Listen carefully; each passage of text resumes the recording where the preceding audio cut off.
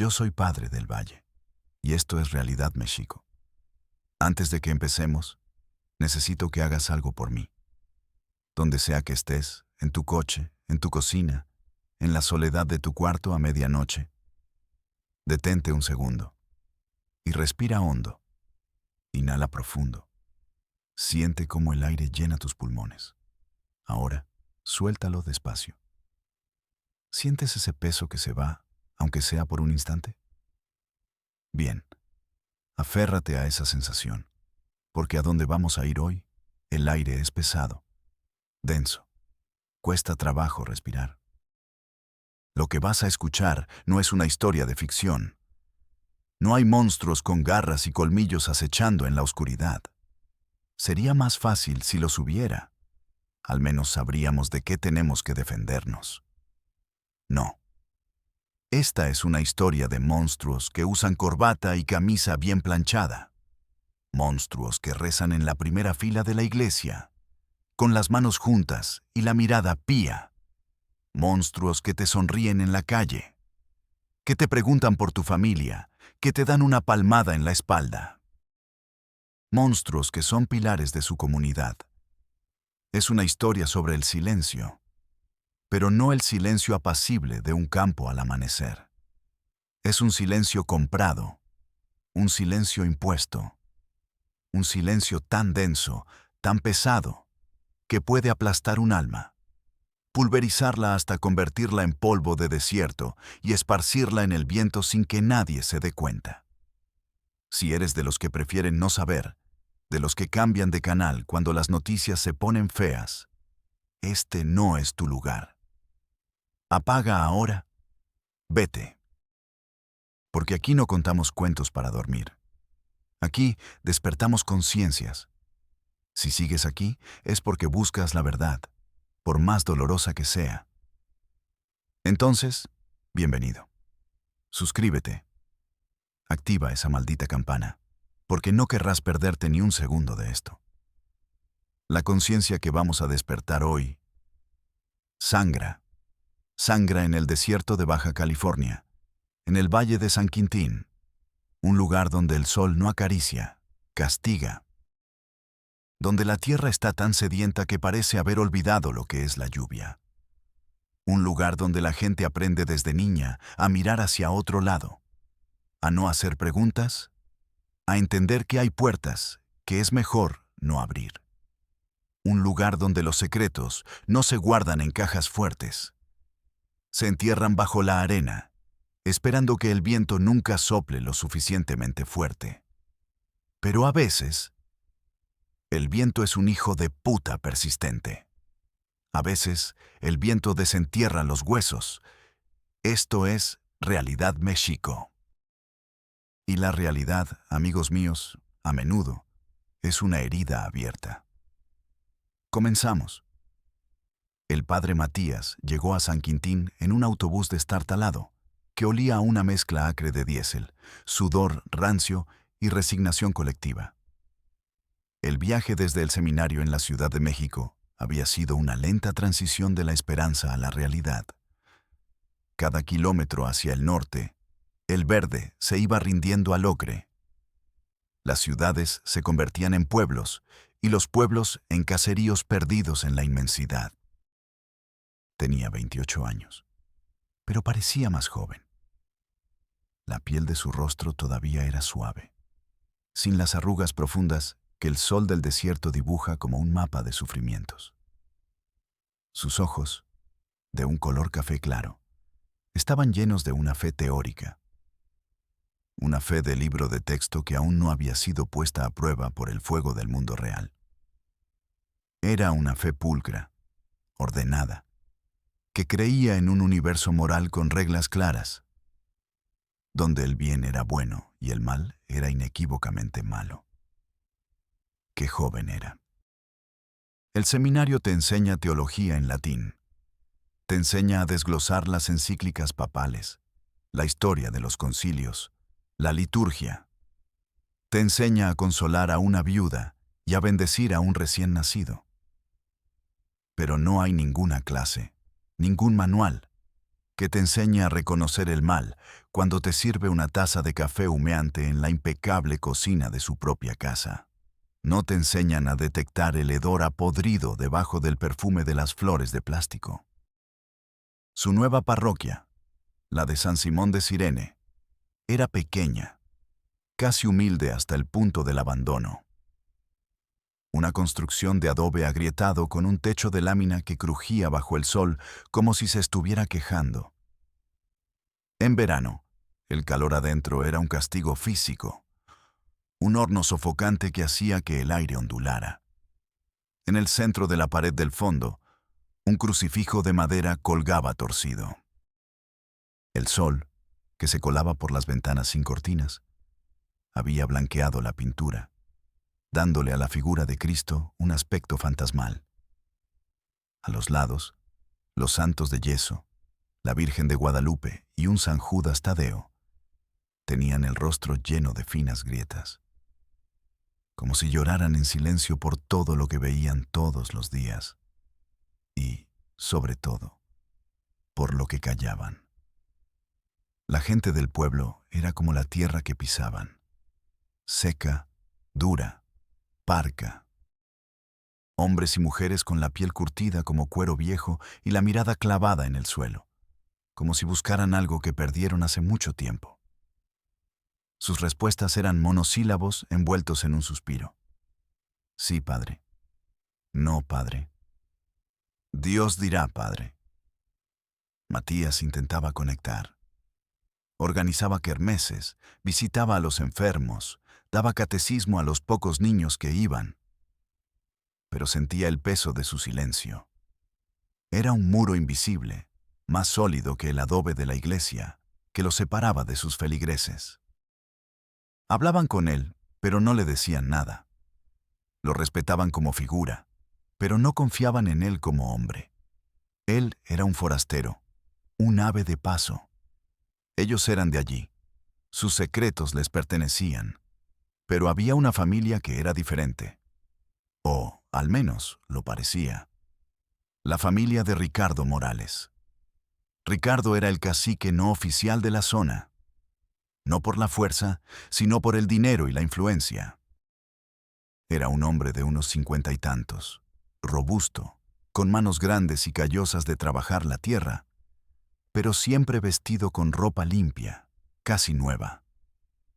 Tenía las mejores tierras de fresas, una camioneta pick-up reluciente que levantaba nubes de polvo a su paso, y siempre, sin falta, daba el diezmo más generoso de toda la parroquia. Su sobre era el más gordo, su presencia, la más notoria. Cada domingo, ocupaba la primera banca. Se sentaba erguido, con una solemnidad casi teatral. A su lado, su esposa, Elena. Y aquí es donde la melodía de San Quintín empezaba a desafinar para Matías. Elena era mucho más joven, quizás 20 años o incluso más. Tenía la belleza trágica y frágil de una flor del desierto que florece milagrosamente después de una tormenta, sabiendo que el sol del día siguiente la marchitará. Ojos grandes, oscuros, como pozos profundos que parecían contener una tristeza tan antigua que era imposible que le perteneciera a alguien tan joven. Su piel era pálida, a pesar del sol implacable. Se movía con una delicadeza casi etérea, como si tuviera miedo de hacer ruido, de ocupar espacio. Nunca hablaba en público. Cuando Matías se dirigía a ella después de la misa, era Ricardo quien respondía. Elena solo asentía, ofreciendo una pequeña sonrisa que era una obra de arte de la falsedad. Una sonrisa que se dibujaba en sus labios, pero que moría antes de llegar a sus ojos. Sus ojos siempre estaban en otro lugar, ausentes, perdidos en un horizonte que solo ella podía ver. El padre Matías los veía juntos, el hombretón robusto y sonriente y la joven silenciosa y ausente, y sentía una extraña, punzante incomodidad. Era como escuchar una canción perfectamente ensayada donde una sola nota persistente y equivocada, lo arruinaba todo. La narrativa del pueblo, sin embargo, era otra. La gente los llamaba la pareja ideal. Él la rescató. Escuchó Matías decir a las mujeres en el pequeño mercado. Cuchicheaban entre los puestos de verduras y carne seca. Era huérfana, pobrecita. Sus padres murieron en la carretera. No tenía a nadie en el mundo. Ricardo, que era su pariente lejano, la acogió. Le dio un hogar, un apellido, una vida. Si no fuera por él, ¿quién sabe dónde estaría esa muchacha? Un milagro de Dios, concluían, santiguándose. Un hombre bueno, don Ricardo. Matías asentía, sonreía, pero en su interior una alarma silenciosa había comenzado a sonar. No era un estruendo, sino un zumbido bajo, persistente, casi imperceptible. El tipo de zumbido que precede a un terremoto. El zumbido de la verdad que se niega a permanecer enterrada. Un martes por la tarde, con el sol cayendo a plomo, Matías decidió hacer algo que el viejo párroco, el padre Anselmo, había dejado de hacer años atrás. Visitar a las familias de la parroquia en sus hogares. No para pedir, sino para escuchar. Para llevar la palabra de Dios a sus salas y cocinas. Cuando llegó al rancho de Ricardo Morales, se sorprendió. La casa era la más grande y cuidada de la zona. De cemento, no de adobe. Con un porche de madera y un jardín de cactus meticulosamente arreglado. Al entrar, lo recibió una limpieza casi clínica. Pisos de cemento pulido que brillaban. Paredes recién pintadas de un blanco inmaculado. En una esquina, un pequeño altar con una Virgen de Guadalupe rodeada de flores de plástico de colores chillones. Y un olor penetrante que se sobreponía al aroma de la tierra seca. Olía a cloro, a desinfectante. Olía a cloro y a miedo. Ricardo lo recibió con una sonrisa ancha que le arrugaba los ojos. Su hospitalidad era abrumadora, casi agresiva. Padre, qué honor, qué milagro.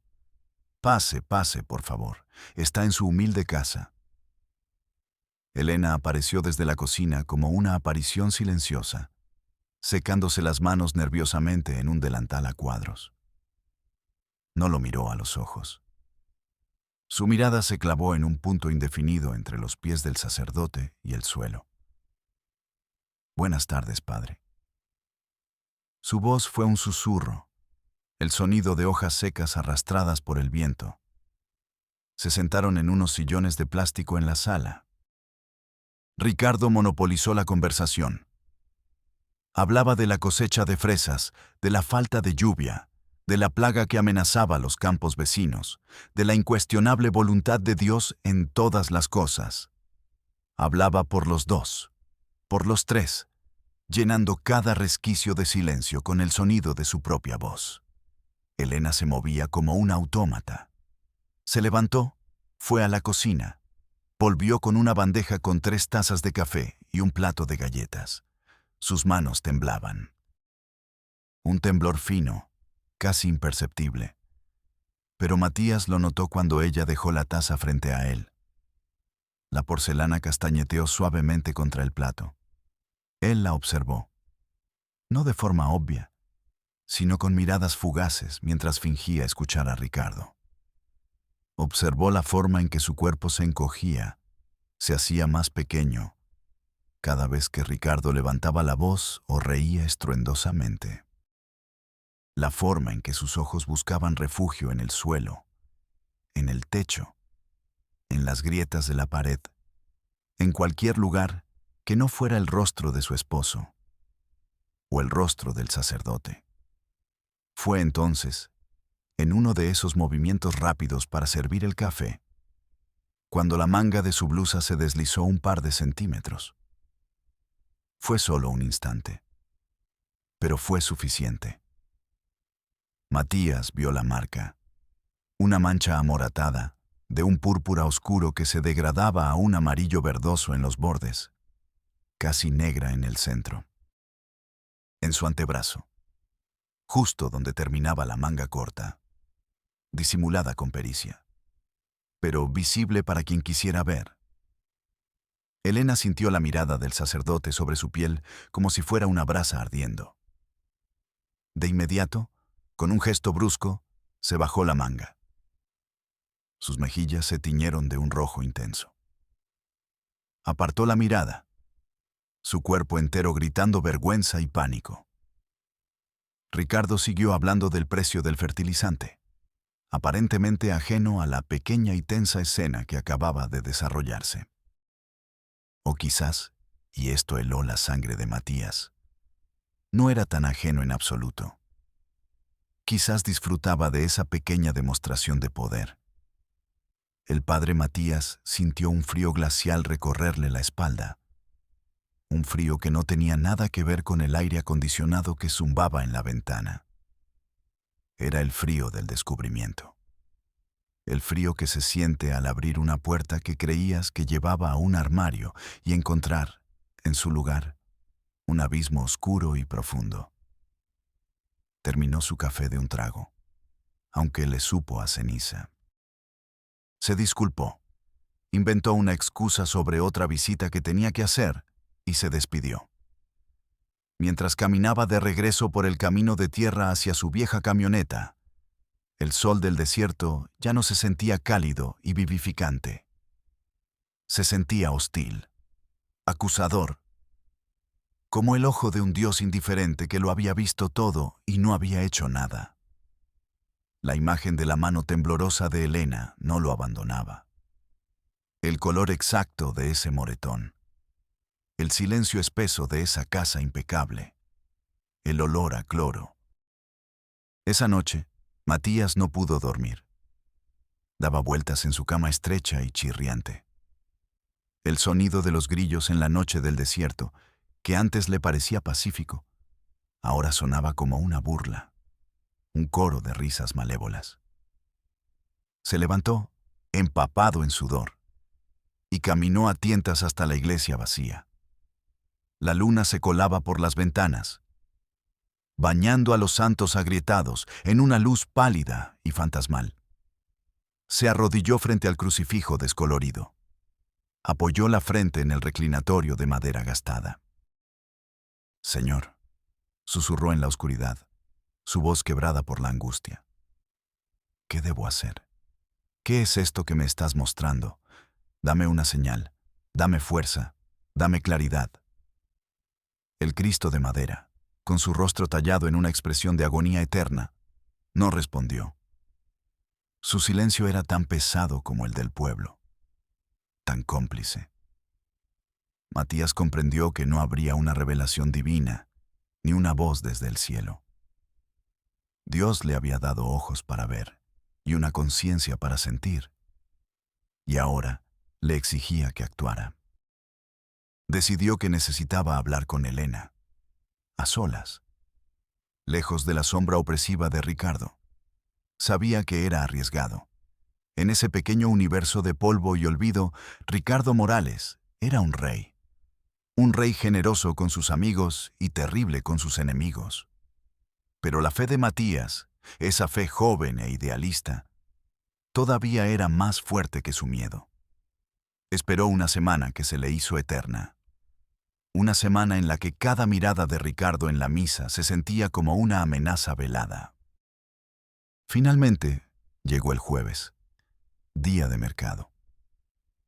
Matías sabía, por los comentarios del propio Ricardo, que ese día iba al pueblo vecino de Camalú a vender parte de su cosecha y a tratar con los intermediarios. Era su única oportunidad. Con el corazón latiéndole en la garganta con la fuerza de un tambor de guerra. Condujo su vieja Datsun por el camino de tierra que llevaba al rancho de los Morales. El polvo que levantaba la camioneta se arremolinaba detrás de él, como un fantasma que lo perseguía o lo impulsaba hacia adelante. No estaba seguro. Estacionó a una distancia prudente, detrás de unas chollas, y caminó el último tramo. La casa estaba en un silencio sepulcral. Solo el silbido del viento que se colaba entre los cactus y las rocas. Se sintió como un intruso, como un ladrón. Llamó a la puerta. Una vez, 2 veces. Nada. Esperó un minuto que pareció una hora. Llamó una tercera vez, con más fuerza. Estaba a punto de darse por vencido, de pensar que se había equivocado, cuando la puerta se abrió. Apenas una rendija. Los ojos de Elena lo miraron desde la penumbra del interior. Estaban desorbitados, llenos de un pánico puro y animal. Padre, usted no puede estar aquí. Por favor, váyase. Elena, hija, solo quiero hablar contigo, dijo él, esforzándose por mantener su voz suave y calmada, aunque su pulso retumbaba en sus oídos. Él no está. Pero volverá en cualquier momento. Si lo ve aquí, él no lo entenderá. Por favor, váyase. No tardaré. Te lo prometo. Solo 5 minutos. Por el amor de Dios, Elena, déjame entrar. Ella dudó. Su mirada se desvió de la cara de Matías hacia el camino de tierra, escrutando el horizonte, como si esperara ver la nube de polvo de la camioneta de Ricardo aparecer en cualquier momento. Esa vacilación fue su respuesta. Finalmente, con un suspiro tembloroso de resignación, abrió la puerta del todo y se hizo a un lado. El interior de la casa se sentía diferente sin la presencia avasalladora de Ricardo. Menos opresivo, pero más triste. El olor a cloro y miedo, sin embargo, seguía ahí, impregnado en las paredes. ¿Qué quiere, padre?, preguntó ella, sin invitarlo a sentarse. Se quedó de pie junto a la puerta, con la mano en el pomo, como un animal acorralado listo para huir. Matías decidió ser directo. No había tiempo para rodeos.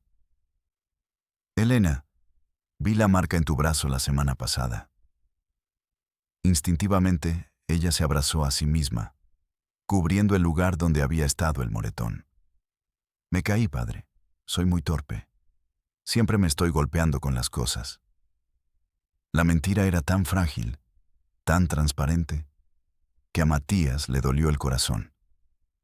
Decidió cambiar de táctica.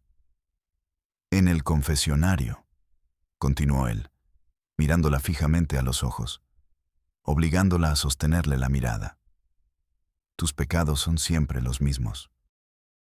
Pides perdón por tener malos pensamientos, por no ser una buena esposa, por sentirte triste. Siempre te culpas a ti misma, pero nunca mencionas a Ricardo. Nunca pides perdón por él, ni pides ayuda por algo que él te haya hecho. Los ojos de Elena se llenaron de lágrimas al instante. El dique se rompió.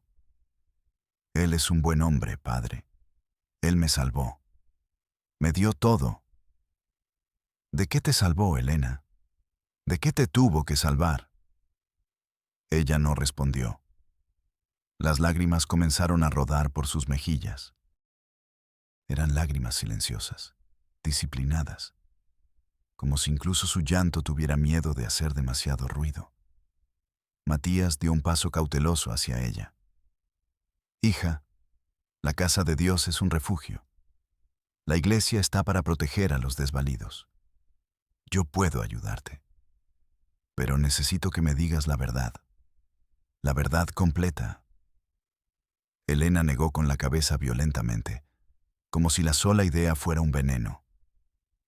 El miedo en sus ojos era más fuerte que su dolor. Usted no entiende. Nadie entiende. Es imposible de entender. Entonces ayúdame a entender, suplicó él, su voz casi un ruego. Ella levantó la vista del suelo, y en su mirada, Matías vio un abismo. Un pozo de sufrimiento tan profundo y oscuro que sintió vértigo. Cuando mis padres murieron en el accidente del camión, comenzó a decir, con la voz rota, cada palabra un trozo de vidrio.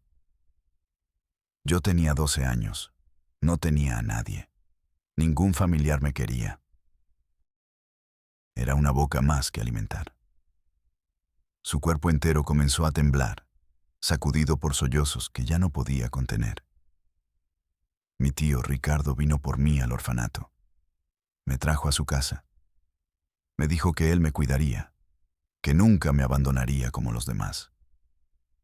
Matías frunció el ceño, procesando las palabras. Y entonces, la pieza que faltaba, la nota discordante, cayó en su lugar con un estruendo ensordecedor. ¿Tu tío Ricardo? El terror puro se apoderó del rostro de Elena. Se tapó la boca con ambas manos, como si intentara empujar las palabras de vuelta a su garganta. Había cometido un error, un desliz fatal. La palabra prohibida, la palabra que lo explicaba todo, había sido pronunciada. Tío. En ese instante, el cuarto oscuro en la mente de Matías se iluminó con la luz sucia, brutal y cegadora de la verdad. La nota desafinada se convirtió en un grito desgarrador. La incomodidad se transformó en horror puro. Ricardo no era su esposo en el sentido que el pueblo creía. Ricardo no era su salvador. Ricardo era su tío, el hermano de su madre, la sangre de su sangre, el hombre que por ley de Dios y de los hombres debía protegerla, se había convertido en su carcelero, su verdugo, su dueño. El padre Matías sintió que el suelo de cemento pulido se abría bajo sus pies. El aire se volvió denso, irrespirable, espeso con el miasma de un pecado antiguo y monstruoso. El olor a cloro ya no era el de un producto de limpieza. Era el olor de un crimen que se intentaba borrar, fútilmente, cada día. Elena se había derrumbado en el suelo, hecha un ovillo, sollozando sin control. «Por favor, padre, váyase. Tiene que irse. Si él se entera de que le dije, me va a matar. Le juro por Dios que me va a matar». Matías se agachó a su lado, con el cuerpo temblando. Quería tocarla, ofrecerle algún consuelo, pero se sentía paralizado, congelado. El horror era una capa de hielo que le cubría el cuerpo y la mente. Con un esfuerzo sobrehumano, logró encontrar su voz. «Elena, ¿desde cuándo?» Ella lo miró desde el suelo, y su rostro ya no era el de una mujer de 22 años. Era el de una niña de 12, perdida y aterrorizada en un mundo de lobos. «Desde siempre, padre. Desde siempre». El sabor en la boca de Matías era metálico y amargo, como si hubiera masticado una moneda vieja y sucia. Se levantó y salió de esa casa sin mirar atrás, tropezando. No recordaba cómo llegó a su camioneta. No recordaba haber arrancado el motor ni el camino de regreso a la parroquia. Su mente era un torbellino de imágenes superpuestas, una película de horror en bucle. Los ojos asustados de Elena, la sonrisa ancha y bonachona de Ricardo, la primera banca de la iglesia, el sobre gordo del diezmo, el color púrpura del moretón en el brazo. Tío, tío, tío. La palabra rebotaba en las paredes de su cráneo como una bala de plomo. Llegó a la iglesia y sin siquiera detener el motor por completo, abrió la puerta de la camioneta y vomitó en los arbustos secos del jardín. Vomitó el café que le habían servido en esa casa. Vomitó la bilis de su propia ingenuidad. Vomitó la rabia y la impotencia que lo consumían.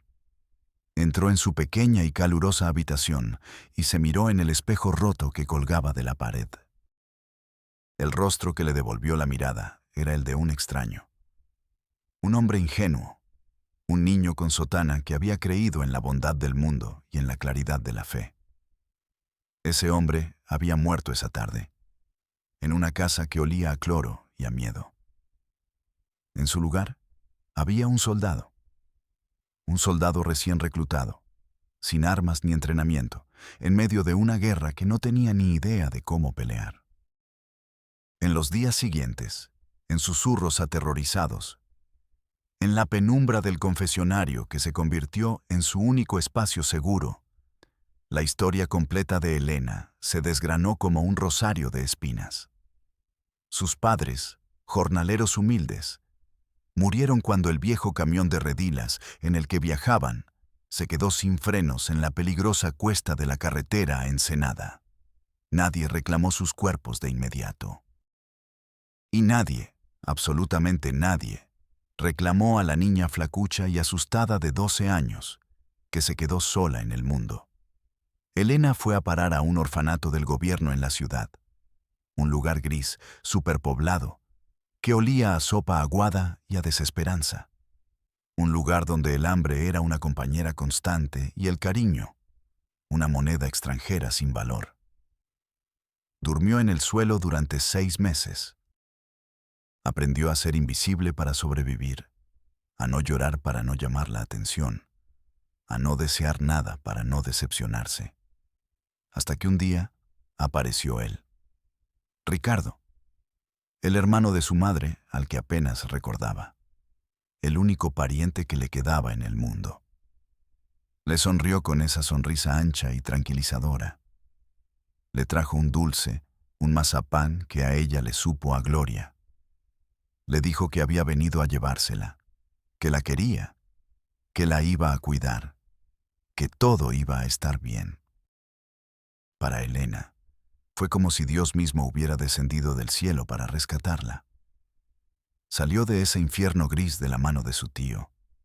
Su salvador la llevó a su rancho. Le dio una habitación propia con una cama limpia. Le sirvió platos llenos de comida caliente. Le compró ropa nueva. Le dijo, con voz solemne, «Este es tu hogar para siempre. Aquí nadie te volverá a hacer daño. Yo te protegeré». Al principio, todo era normal, o lo que una niña de 12 años podía percibir como normal. Él era su tío. Ella era su sobrina. Pero el rancho estaba aislado, a kilómetros del pueblo más cercano. No había vecinos a la vista. No había otros niños con los que jugar. Ricardo la sacó de la escuela al cabo de unos meses. «No la necesitas», le decía. «Es una pérdida de tiempo. Aquí, en el rancho, te enseñaré todo lo que de verdad hay que saber para la vida». Y le repetía una y otra vez, «El mundo de afuera es peligroso. Está lleno de gente mala que querrá hacerte daño». Poco a poco, con una paciencia de depredador, el mundo de Elena se redujo a los límites de la propiedad de Ricardo. El sol, la tierra, los surcos de fresas y él. Ricardo se convirtió en su único referente, su maestro, su amigo, su figura paterna, su Dios. Cuando cumplió 14 años, las cosas empezaron a cambiar. De forma sutil, al principio. Sus visitas nocturnas. Al principio, solo se sentaba en el borde de su cama en la oscuridad y le hablaba en voz baja. Le decía que era especial, que era la única persona en el mundo que lo entendía de verdad, que era más madura que las niñas de su edad. Después, sus manos comenzaron a buscarla bajo las sábanas. Elena sentía un miedo helado y una confusión paralizante. Sabía, en un rincón primordial de su ser, que eso no estaba bien. Pero, ¿quién se lo iba a decir? ¿A dónde podía ir? El mundo exterior era peligroso. Ricardo se lo había dicho 1000 veces. «Esto es nuestro secreto», le susurraba él al oído, su aliento caliente y agrio. «Es una forma de amor diferente, más pura, no como la de la gente de afuera. Somos familia, nos pertenecemos el uno al otro. Es la voluntad de Dios». La palabra no fue borrada de su vocabulario.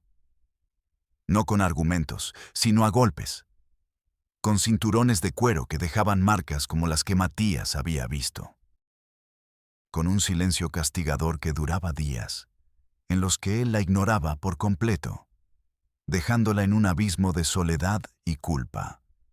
Aprendió que la sumisión era la clave para la supervivencia, que la obediencia era la única forma de conseguir una paz precaria. Cuando cumplió 16, Ricardo organizó una pequeña y grotesca ceremonia en el patio de la casa. Compró un vestido blanco barato en el mercado de segunda mano. Puso un trozo de tul viejo sobre su cabeza. «Ahora eres mi mujer ante los ojos de Dios», le dijo, mientras el sol del desierto era el único testigo mudo de la profanación. No hubo sacerdote. No hubo testigos. Solo ellos dos y el silencio cómplice de la tierra. El pueblo lo supo. Por supuesto que lo supo. La gente no es ciega, solo elige no ver. Vieron a la niña sobrina convertirse en la esposa. Vieron cómo dejó de crecer, cómo su luz se fue apagando. Pero en San Quintín, las reglas no escritas son más fuertes que la moral. No te metas en casa ajena. Cada quien su vida y sus problemas. Además, Ricardo es un buen hombre. Siempre ayuda cuando hay una necesidad. Es un pilar. El dinero de Ricardo compraba su silencio. Su poder intimidaba y la arraigada costumbre de mirar hacia otro lado hizo el resto. Así, el horror se normalizó. Se convirtió en parte del paisaje, tan natural como los cactus, tan inevitable como el polvo. Elena se convirtió en un fantasma que caminaba entre ellos, una mujer con el alma de una niña prisionera. Y la iglesia católica, apostólica y romana, también cayó. El párroco anterior, el padre Anselmo, era un hombre viejo y cansado. Un hombre que prefería la paz de su jardín y una botella de vino a los problemas inextricables de sus feligreses. Seguramente vio lo mismo que Matías. La juventud de ella, la posesividad de él, la tristeza en sus ojos. Pero decidió que no era su guerra. Aceptó el diezmo generoso de Ricardo. Bendijo su casa nueva y miró hacia otro lado. El padre Matías escuchaba cada palabra de Elena y sentía que el mal no era una idea abstracta, sino algo tangible. Una sustancia espesa, negra y pegajosa que lo impregnaba todo en ese valle. La inocencia robada, la fe pervertida, el silencio cómplice de toda una comunidad. Cuando Elena terminó su relato, el confesionario pareció encogerse, convirtiéndose en una tumba. Matías sabía que no podía quedarse de brazos cruzados. Su sotana no era un disfraz, era un uniforme, y estaba en un campo de batalla.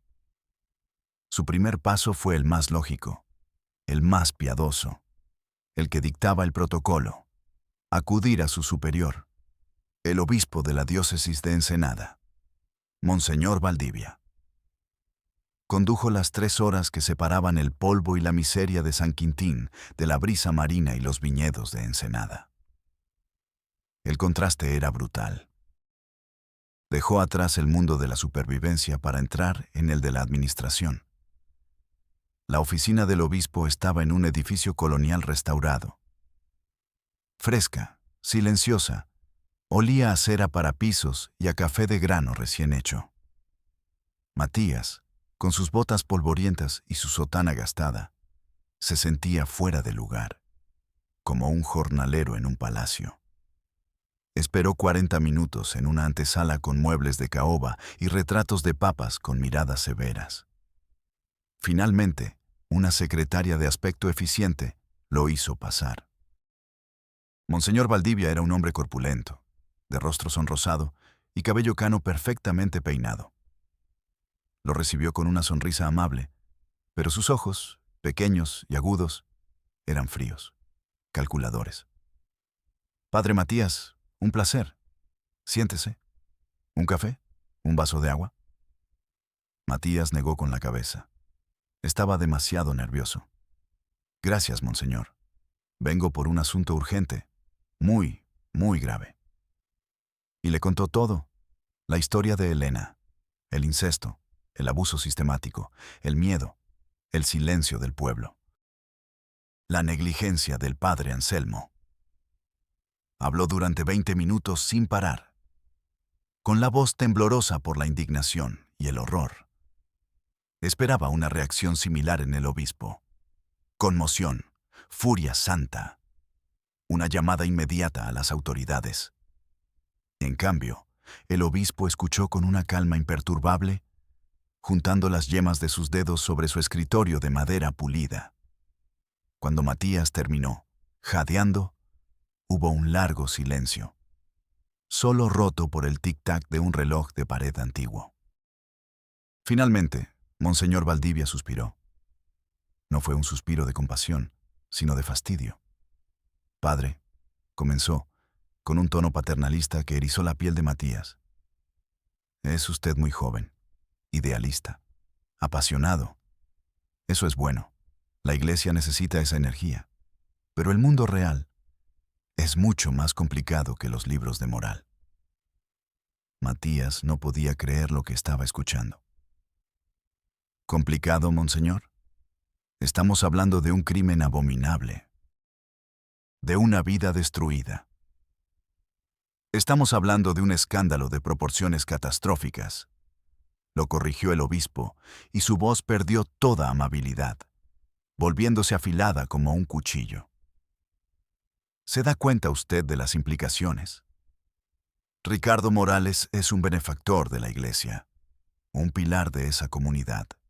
Si esto sale a la luz, la fe de la gente sencilla se hará añicos. Dirán que la Iglesia lo sabía, que el padre Anselmo lo permitió, que nosotros lo permitimos.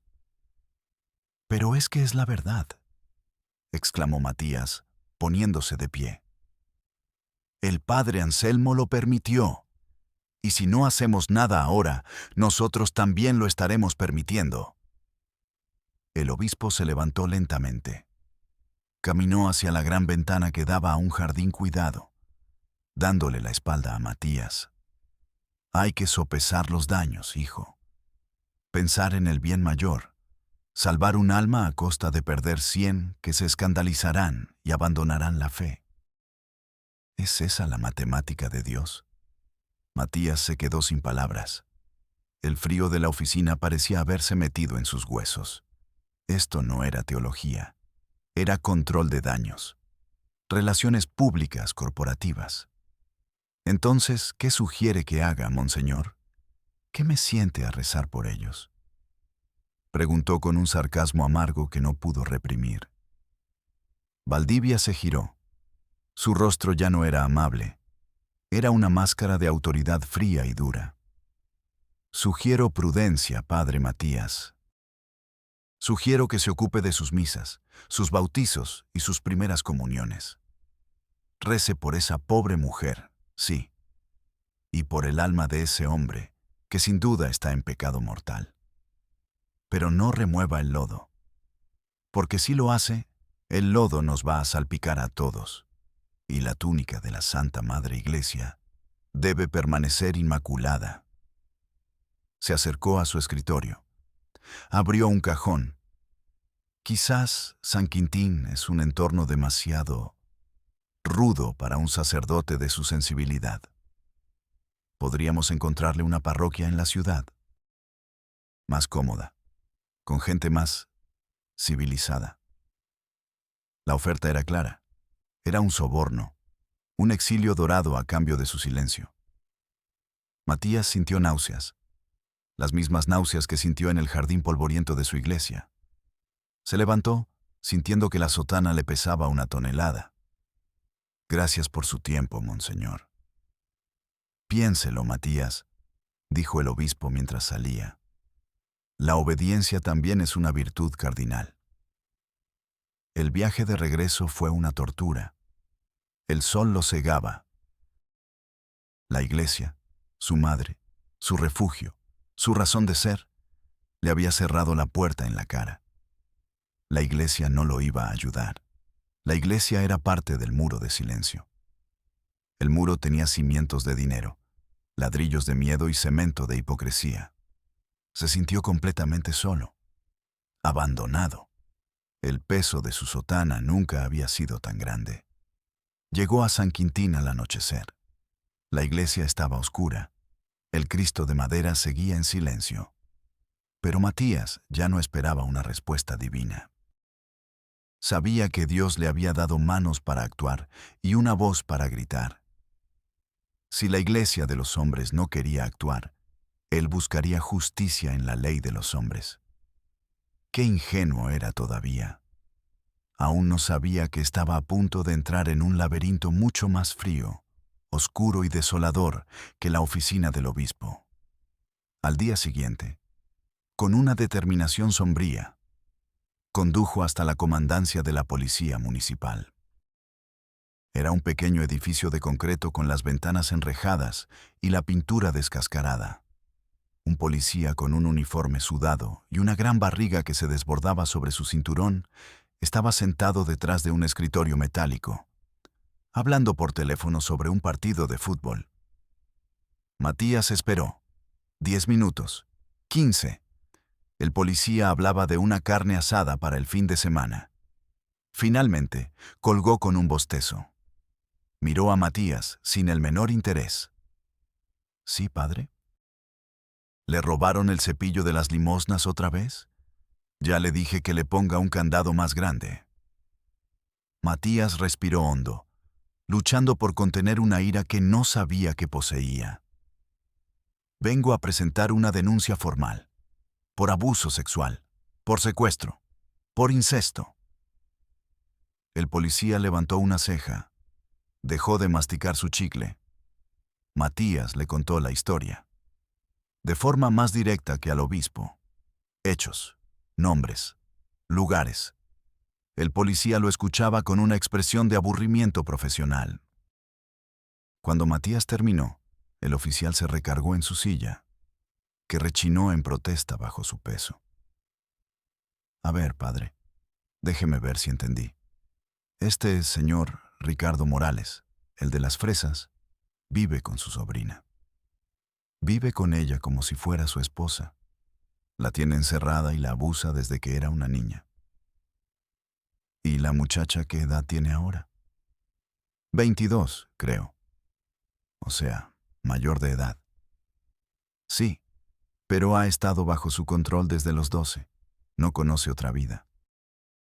Está aterrorizada. ¿Y ella le dijo a usted que quiere irse? ¿Que está ahí en contra de su voluntad? Interrumpió el policía. Está manipulada. No puede tomar esa decisión libremente. El policía soltó una risita condescendiente. Padre, con todo respeto, usted ve muchas telenovelas. Para que haya un delito de secuestro, la víctima tiene que estar privada de su libertad por la fuerza. Si la puerta no tiene candado y la muchacha puede salir al mercado, no es secuestro. Es un arreglo familiar raro. Pero él la golpea, la tiene amenazada, vi las marcas. ¿Usted lo ha visto pegarle? ¿Tiene pruebas? ¿Un certificado médico? Porque la confesión sacramental no vale en un juzgado, padrecito. Y un moretón puede ser por una caída. Es la palabra de usted, un recién llegado, contra la de don Ricardo, un hombre respetado. El policía se inclinó hacia adelante, bajando la voz en un tono confidencial y cómplice. Mire, padre, yo conozco a Ricardo Morales. Es gente de bien. Nos apoya mucho aquí en la comandancia. El año pasado, cuando se nos fregó la patrulla, él nos donó las 4 llantas nuevas. ¿Me entiende? El mensaje era tan claro y tan sucio como un golpe en el estómago. Corrupción, complicidad, el muro. Entonces, ¿no van a hacer nada?, preguntó Matías, sintiendo cómo la última brizna de esperanza se convertía en ceniza. No hay nada que hacer, legalmente hablando. Es un asunto de familia. Si la muchacha viene aquí por su propio pie y pone una denuncia formal, entonces sí, es otra cosa. Mientras tanto, mis manos están atadas. Señaló una pila de carpetas polvorientas en una esquina. Además, tenemos cosas más importantes de qué ocuparnos. Robos de verdad, pleitos de borrachos en las cantinas, gente con problemas reales. Matías se levantó. El aire en la comandancia olía a café rancio, a sudor y a justicia podrida. El sistema no buscaba la verdad, buscaba mantener la paz. La paz de los poderosos. La paz que se compra con 4 llantas nuevas para una patrulla. Sintió una rabia fría y lúcida. Una rabia que le dio una nueva y desesperada determinación. Si la policía local no lo ayudaba, iría más arriba. Asuntos sociales, derechos humanos. Alguien, en algún lugar, tenía que escucharlo. Pasó la siguiente semana pegado al teléfono de la sacristía, haciendo llamadas, buscando contactos. Le hablaron de una oficina del DIFE, el Sistema para el Desarrollo Integral de la Familia, en Ensenada. Pidió una cita. Se la dieron para dentro de 2 semanas. 2 semanas. Para Elena, atrapada en esa casa, era una eternidad. Cuando finalmente llegó el día, Matías se sentía agotado, pero no vencido.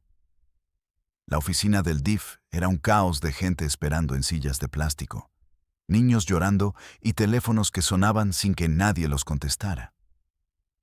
Lo atendió una trabajadora social llamada Laura.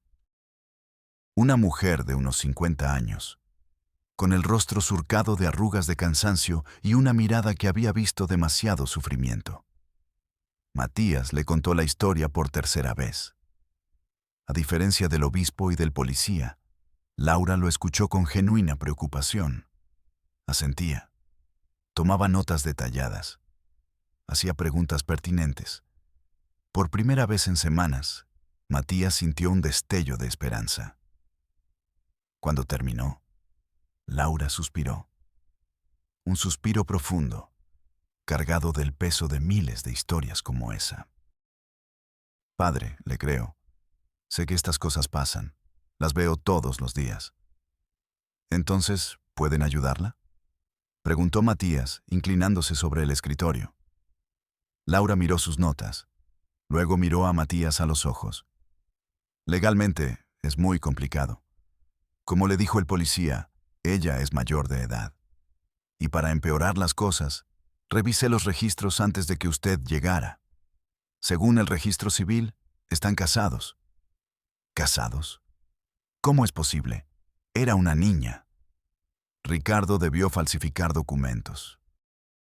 Un acta de nacimiento falsa. Sobornar a algún juez corrupto. Con dinero, todo es posible en este país, padre. Usted debería saberlo ya. La esperanza de Matías se desinfló como un globo pinchado. No dije que no se pudiera hacer nada, replicó Laura. Podemos abrir un expediente.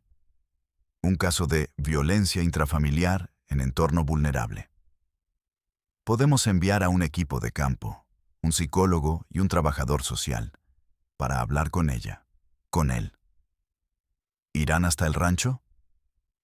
Sí. Es el protocolo. Matías sintió un escalofrío.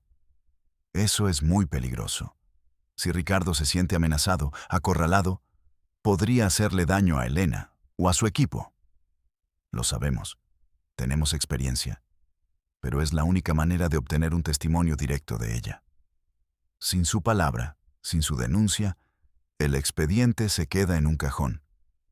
Laura le entregó un fajo de papeles. Necesito que llene estos formularios. El 304B, el 7A y el anexo de vulnerabilidad. Sea lo más detallado posible. Matías miró los papeles.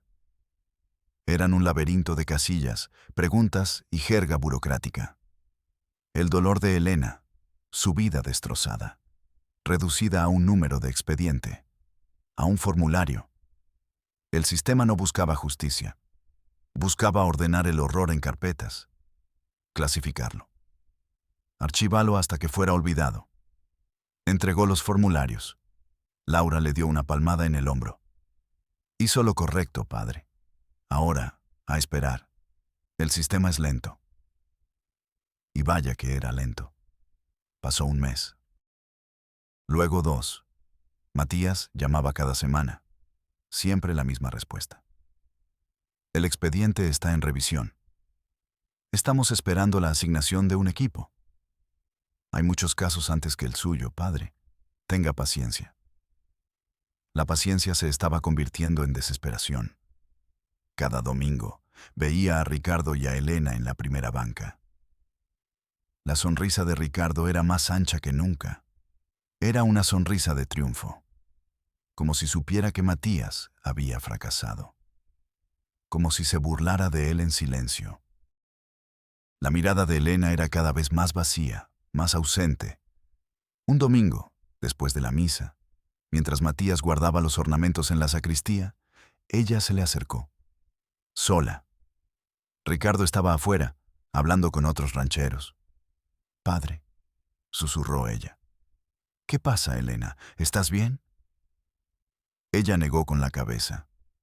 Con un movimiento rápido, se levantó un poco la blusa holgada que llevaba. En su vientre, apenas perceptible, había una pequeña curva. «Estoy esperando un hijo suyo», dijo, con la voz muerta, sin emoción alguna. El mundo de Matías se detuvo. El aire, la luz, el tiempo. Todo se congeló en ese instante de horror puro y absoluto. Un hijo, el fruto de la violación continuada, el sello final de su prisión. Un niño que nacería en ese infierno, que llamaría papá a su tío abuelo y mamá a su prima. La profanación era total. Esa misma tarde, Matías condujo como un loco a Ensenada. Irrumpió en la oficina del DIF sin cita, gritando, exigiendo ver a Laura. Cuando finalmente la tuvo enfrente, le soltó la noticia. «Está embarazada. ¿Van a esperar a que nazca el bebé para hacer algo?» Laura palideció. Tecleó furiosamente en su computadora. Su rostro se descompuso.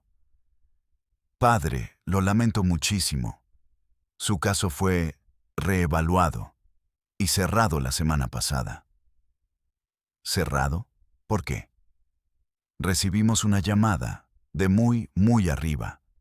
Del obispado. Nos informaron que se trataba de un malentendido.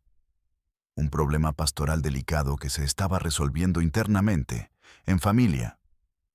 Nos pidieron, de manera muy enérgica, que detuviéramos el proceso para evitar un escándalo innecesario.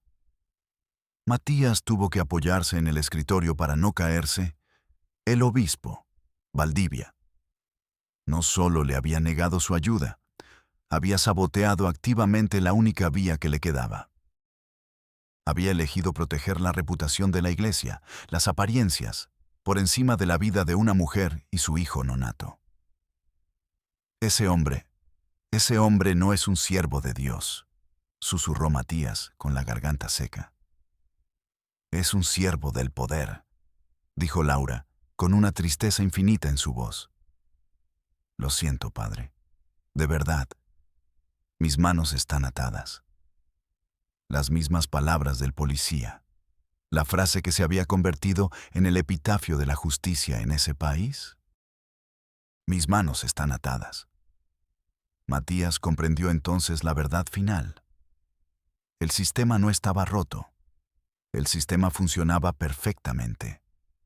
Estaba diseñado para protegerse a sí mismo, para aplastar a los débiles y absolver a los poderosos. Salió de esa oficina como un autómata, derrotado, vencido, humillado. El muro no se había roto. El muro se había hecho más alto. Y él estaba del lado equivocado, solo y desarmado. No volvió directamente a San Quintín. Condujo sin rumbo hasta la playa. Se sentó en la arena fría y miró el mar. Las olas rompían en la orilla, una y otra vez, indiferentes, eternas. Se quitó el cuello clerical. Lo sostuvo en la mano. Ese pequeño trozo de plástico blanco, el símbolo de su fe, de su vocación, de su fracaso. Pensó en dejarlo todo, en desaparecer, en huir de ese país donde la justicia era una broma macabra y Dios parecía estar de vacaciones. Pero entonces pensó en Elena, en la pequeña curva de su vientre, en el latido del corazón que crecía dentro de ella. Si él se iba, ¿quién quedaría para luchar por ellos? Nadie. El silencio volvería a tragárselos para siempre. Metió el cuello clerical de nuevo en su bolsillo. Se levantó. La arena se le escurrió entre los dedos. La batalla no había terminado. Solo habían cambiado las reglas. Si el sistema no le daba justicia, él se convertiría en el sistema. Si la iglesia de los hombres callaba, su voz se convertiría en la iglesia verdadera. Volvió a su parroquia y comenzó a escribir. Escribió cartas, decenas de ellas, a periódicos nacionales, a organizaciones de derechos humanos, a políticos de la oposición, a todos los que quisieran escuchar.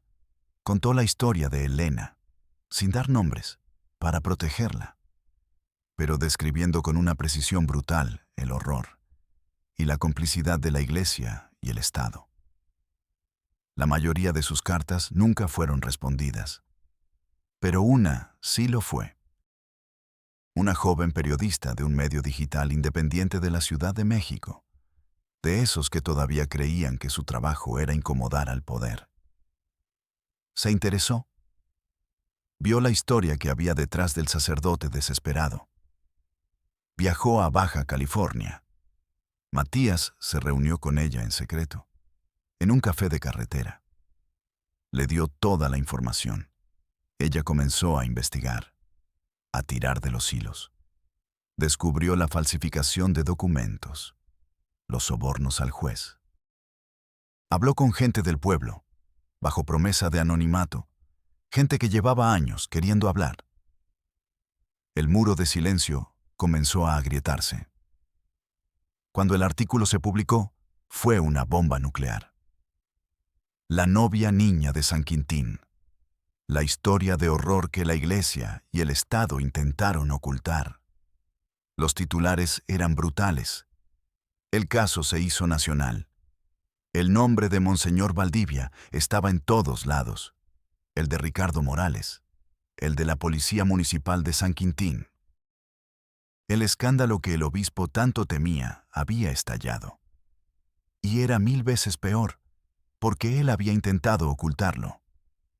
La presión mediática forzó al sistema a moverse. Lo que no lograron las súplicas de un sacerdote, lo lograron la indignación pública y el miedo a la mala prensa. La Fiscalía General del Estado envió un equipo especial desde la capital. Rescataron a Elena. Estaba en su 7º mes de embarazo. Arrestaron a Ricardo Morales en su rancho impecable. Lo acusaron de violación, privación ilegal de la libertad, corrupción de menores y falsificación de documentos. Monseñor Valdivia fue llamado a declarar. El Vaticano, para controlar los daños, lo suspendió de sus funciones mientras se realizaba una investigación interna. El padre Matías fue el testigo principal en el juicio. Su testimonio fue clave. Pero la victoria tenía el sabor amargo de la ceniza. Elena fue llevada a un refugio para mujeres en otra ciudad. Dio a luz a un niño sano. Pero ella estaba rota. Años de abuso habían destrozado su mente y su espíritu de una forma irreparable. Nunca pudo adaptarse al mundo exterior. Le tenía miedo a todo. A los ruidos de la ciudad, a la gente, a la libertad, que no sabía cómo usar. La última vez que Matías la vio fue a través del cristal de una puerta en una institución de salud mental. Ella estaba sentada en un jardín, mirando un punto fijo en la nada. Lo miró sin reconocerlo. Estaba perdida para siempre en su propio laberinto de dolor. Ricardo Morales fue sentenciado a 40 años de prisión. Murió de un infarto a los 5 años de estar encerrado. El padre Matías fue transferido, como era de esperar. Lo enviaron a una parroquia remota en la sierra de Oaxaca, un lugar aún más aislado que San Quintín. Fue un exilio, un castigo por su desobediencia, por haber avergonzado a la Santa Madre Iglesia. Pero él no lo vio como un castigo, lo vio como una liberación. Lejos del poder, lejos de la hipocresía, cerca de la gente que de verdad lo necesitaba. La historia de Elena, como les dije al principio, no es una historia con un final feliz, porque la realidad rara vez tiene finales felices. Es una historia que nos deja con preguntas que queman. ¿Cuántas Helenas hay en este momento, en este preciso instante, atrapadas en casas que huelen a cloro y a miedo? ¿Cuántos Ricardos se sientan en la primera fila de nuestras iglesias, de nuestras juntas de vecinos, de nuestros clubes sociales? ¿Cuántos obispos, policías, burócratas y vecinos deciden mirar hacia otro lado para no tener problemas, para no remover el lodo? El mal no siempre es un acto. A veces, la forma más poderosa del mal es una omisión, un silencio, una carpeta archivada, un "mis manos están atadas". La verdadera batalla no es contra los monstruos que se esconden en la oscuridad. Es contra la indiferencia que les permite caminar a plena luz del día. Y esa batalla, amigos míos, la libramos todos los días, con cada cosa que elegimos ver y con cada cosa que elegimos ignorar. Soy Padre del Valle y nos vemos en la próxima Realidad México.